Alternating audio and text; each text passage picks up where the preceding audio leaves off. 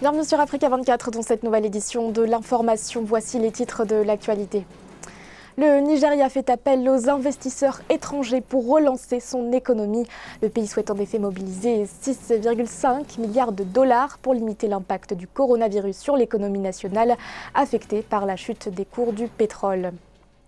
L'industrie touristique kenyane sévèrement touchée par la pandémie de coronavirus. L'Association nationale des agences de voyage rapporte une baisse conséquente des réservations de vols. Une chute qui fragilise ce secteur représentant 10% du PIB.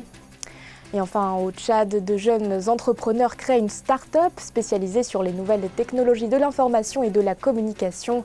Dénommée Chagra Télécom, elle permettra aux entreprises à la fois publiques et privées de mettre en œuvre leur phase de digitalisation. Mais tout d'abord, au Malawi, le chef de l'opposition, Lazarus Chakwera, a remporté l'élection présidentielle organisée le 23 juin dernier. Une victoire confirmée par la commission électorale ce samedi 27 juin. Son président, Chifundo Kachale, a annoncé que le nouveau chef de l'État avait obtenu la majorité requise, soit 58,75% des suffrages. Une victoire cependant contestée par le président sortant, Peter Mutharika. L'ancien chef de l'État avait en effet dénoncé des irrégularités et ce avant même l'annonce des résultats qui selon lui ne reflètent pas la volonté du peuple. Son parti, le Parti démocrate progressiste, a également exigé la tenue d'un nouveau scrutin. Pour rappel, cette nouvelle élection présidentielle avait été organisée après l'annulation de la réélection de Peter Mutharika en 2019 pour fraude. 6,5 milliards de dollars, c'est la somme que souhaite mobiliser le Nigeria pour relancer son économie fortement affectée par la pandémie de coronavirus. L'économie nationale, très dépendante de la rente pétrolière, s'est en effet retrouvée fragilisée en raison de la chute des cours du pétrole. Aïssatou Bari. Le Nigeria veut mobiliser auprès des investisseurs étrangers 6,5 milliards de dollars selon le ministère des Finances. Le pays a entamé de nouvelles négociations avec la Banque mondiale qui prévoit d'étudier la demande du pays en conseil d'administration le 6 août 2020, alors que des discussions ont également démarré avec la Banque africaine d'import-export Afreximbank pour obtenir un financement. Les 6,5 milliards de dollars que le Nigeria est actuellement en train de négocier, déjà ils ne pourront pas les obtenir totalement parce que au niveau des bailleurs de fonds multilatéraux, il y a un ensemble d'indicateurs qu'on prend en compte quand on veut donner une certaine quantité d'argent à un pays. La deuxième chose, c'est que même si on donnait cette ressource-là au Nigeria, ça n'aiderait pas véritablement à résoudre le problème de manière définitive. Déjà sur les 2 prochaines années, son économie sera en récession 2 années de suite, telles que les prévisions du FMI le disent. L'épidémie de coronavirus a mis à mal l'économie du Nigeria qui était déjà dans une mauvaise pente, déclenchant ainsi une baisse historique de la croissance et d'importants besoins de financement. Selon la Banque centrale, le déficit de la balance des paiements est estimé à 14 milliards de dollars pour 2020. Peut-être espérer que des projets qui ont été développés depuis quelque temps, comme la raffinerie de Dangote ou encore le projet de production d'engrais, soient véritablement lancés en 2021 et que ça permette de réduire l'enveloppe des importations des produits pétroliers raffinés, ce qui ferait que le Nigeria puisse économiser suffisamment de devises et observer ses engagements sur le plan du règlement de sa dette privée multilatérale. En avril, le Fonds monétaire international a approuvé 3,4 milliards de dollars d'aide financière d'urgence au Nigeria. Le gouvernement veut mettre l'accent sur l'obtention de prêts concessionnels auprès d'institutions multilatérales de financement afin de faire face à la crise économique liée à la pandémie de Covid-19. Dans l'actualité également, au Rwanda, des affrontements ont éclaté entre des forces de sécurité rwandaises et des inconnus armés. Selon le porte-parole de l'armée du Rwanda, Innocent Munyengango, je cite, les assaillants armés ont attaqué depuis le Burundi et ils ont fui dans la même direction.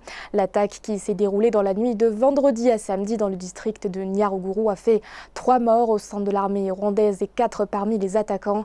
Des attaquants qui, après leur fuite, auraient laissé des portions de nourriture portant la mention Force nationale de défense du Burundi, selon l'armée rwandaise. En réaction à ces affrontements, un haut responsable militaire du Burundi a réfuté toute implication de son pays dans cette attaque. Il a également indiqué que des membres de l'armée burundaise avaient été déployés à la frontière des 2 pays pour arrêter les responsables.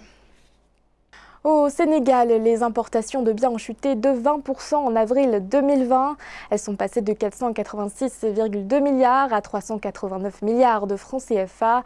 Une information annoncée par la Direction de la prévision et des études économiques dans son rapport de mai 2020. Ces importations concernent entre autres les produits pétroliers, les véhicules ou encore les produits pharmaceutiques. Amanedji. Passé de 486,2 milliards de francs CFA au mois de mars à 389 milliards en avril 2020, les importations du Sénégal ont connu une baisse de 20%, une contre-performance attribuable au repli de l'acheminement de certains produits, dont ceux pétroliers et de transport. Ceci équivaut ainsi à 97,7 milliards de francs CFA de perdus sur la dite période. Pour ce qui est des produits alimentaires, l'augmentation est imputable à la progression des importations de riz, plus 22,8 milliards de francs CFA, et d'huile, graisses animales et végétales, plus 4,8 milliards de francs CFA. La Côte d'Ivoire demeure le principal fournisseur du Sénégal au sein de la zone, avec une part évaluée à 72,8% en avril 2020, contre 64,2% le mois précédent. Concernant le secteur pétrolier, sa récession s'explique par le recul des achats à l'extérieur des huiles brutes de 41,8 milliards de francs CFA, même s'ils sont atténués par les achats de produits pétroliers raffinés. Quant aux importations de biens provenant des pays de l'espace UEMOA, ils représentent 1,5% de la valeur totale concernée, contre 1,7% au mois de mars 2020. La seule solution qu'a le Sénégal pour essayer de compenser ces pertes, c'est à travers les différents prêts qu'il obtient au niveau des institutions internationales. Ce n'est pas pour rien que ces dernières financent et prêtent de l'argent aux pays africains, parce qu'ils savent très bien qu'avec cette pandémie du coronavirus, il y a une baisse des rentrées fiscales qui n'est pas négligeable. Donc aujourd'hui, le Sénégal ne peut tenir qu'avec ces rentrées d'argent et aussi essayer de remettre un petit peu l'ouverture des frontières le plus rapidement possible pour que les activités au niveau portuaire et au niveau aéroportuaire puissent démarrer, ce qui est en cours en ce moment. Même si les importations semblent chuter, surtout en cette période marquée par la crise sanitaire à coronavirus, le Sénégal, qui affiche une croissance supérieure à 6% depuis 2014, devrait conserver cette dynamique dans les années à venir, marquant le démarrage de la production de pétrole et de gaz d'ici 2022. Au Kenya, l'industrie touristique est fortement impactée par la pandémie de coronavirus. Un secteur qui en temps normal représente 10% du PIB. Selon les chiffres avancés par l'Association nationale des agences de voyage, les réservations de vols à destination du pays avaient même subi une baisse conséquente de 30% au 11 mars dernier. Une situation critique pour les acteurs de ce secteur qui ont fait part de leurs inquiétudes. Zara Mohamed Moutiou. L'industrie du tourisme au Kenya est entrée dans une phase de forte turbulence, une tendance aggravée ces derniers mois à cause de la fermeture des frontières. Conséquence, les vols sont à l'arrêt, une situation difficile pour les professionnels du secteur, comme Safari Link, une entreprise qui transporte les touristes vers les zones les plus reculées du Kenya et du nord de la Tanzanie. Typiquement, pendant cette période, en allant au Mara, nous transportons près de 10 000 passagers par mois. Donc comme vous pouvez le voir, tous les avions sont stationnés. Personne ne va ainsi pouvoir admirer ce magnifique spectacle. À travers l'Afrique, les réserves fauniques et les parcs ont fermé leurs portes car les visiteurs sont restés chez eux en raison de la crise sanitaire. L'impact économique est considérable pour la filière qui génère d'ordinaire des milliards de dollars sur le continent africain. Mais sur place, et notamment au Kenya, certains acteurs du secteur touristique se veulent optimistes car l'activité reprend progressivement. Nous avons le sentiment qu'aujourd'hui nous sommes ouverts, malgré les conditions. Ce qui est formidable, c'est une bonne chose pour nous et nos clients. Le tourisme demeure un secteur clé de l'économie kenyane, mais il fait face à de nombreuses difficultés.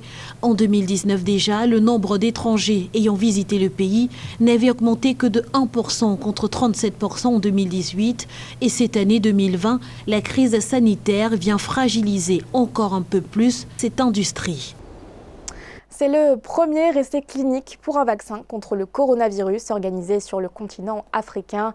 En Afrique du Sud, des chercheurs ont commencé à injecter sur des volontaires des doses d'un vaccin expérimental développé par l'université d'Oxford. Un projet mené en partenariat avec l'université du Witwatersrand à Johannesburg. Zara Mohamed Moutiou. L'université britannique d'Oxford a lancé mercredi 24 juin les premiers essais cliniques en Afrique d'un vaccin contre le Covid-19.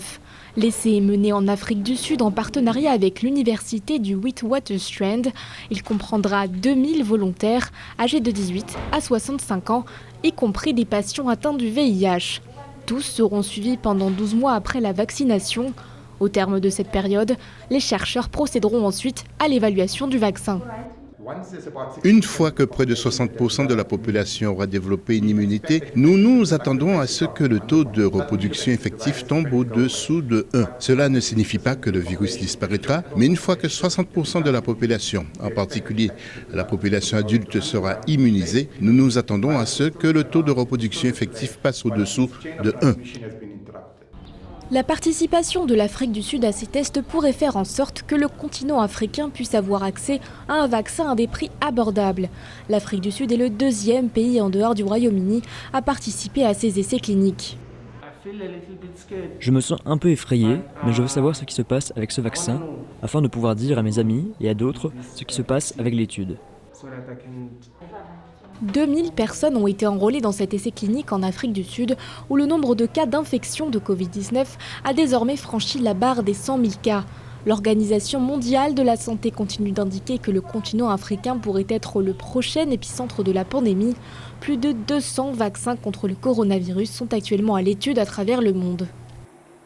Chagra Telecom, c'est le nom de la start-up créée par de jeunes ingénieurs au Tchad. Une start-up spécialisée sur les nouvelles technologies de l'information et de la communication. Avec son slogan « Restons connectés », Chagra Telecom cherche à accompagner les entreprises publiques et privées dans leur phase de digitalisation et mise sur la qualité de service à moindre coût. Un reportage de notre correspondant au Tchad, Mahamat Ramadan, commenté par Nelly Claude Bessard. Au Tchad, une jeune start-up dénommée Chagra Telecom veut révolutionner le secteur des nouvelles technologies. Créée par un groupe de jeunes passionnés des innovations technologiques, l'entreprise est active sur le marché de la fourniture de l'Internet et des solutions numériques. Elle emploie aujourd'hui une dizaine de jeunes ingénieurs dévoués aux solutions sur mesure et adaptées à chaque étape de la digitalisation des petites et moyennes entreprises. On fait des prestations en termes de conception des logiciels, des sites web, des solutions applicatives, d'intégration des ERP dans les entreprises et aussi faire des audits de sécurité pour les entreprises en vue de l'amélioration de leur système de la sécurité de leur système d'information. La start-up Chagra Telecom accompagne les entreprises et les institutions à conduire avec efficacité leurs projets numériques et électroniques, notamment la sécurité informatique, la géolocalisation, l'audit des systèmes d'information et les câbles réseau. Elle ambitionne de faire des partenariats avec les grands groupes africains dans le domaine des télécommunications pour mieux s'outiller et explorer des opportunités d'affaires dans le secteur des TIC. Chagra Telecom, comme ambition, voudrait être un hub du numérique, apporter des solutions, résoudre nos problèmes quotidiens, accompagner les entreprises, les institutions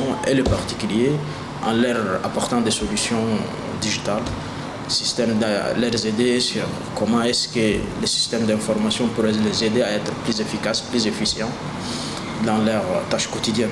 Pour rappel, bien que Chagra Telecom est une jeune start-up qui est encore en phase d'investissement et en quête d'expérience, elle arrive déjà à s'imposer progressivement sur le marché de solutions informatiques en proposant aux entreprises et aux institutions des concepts digitaux novateurs en fonction de leurs besoins technologiques.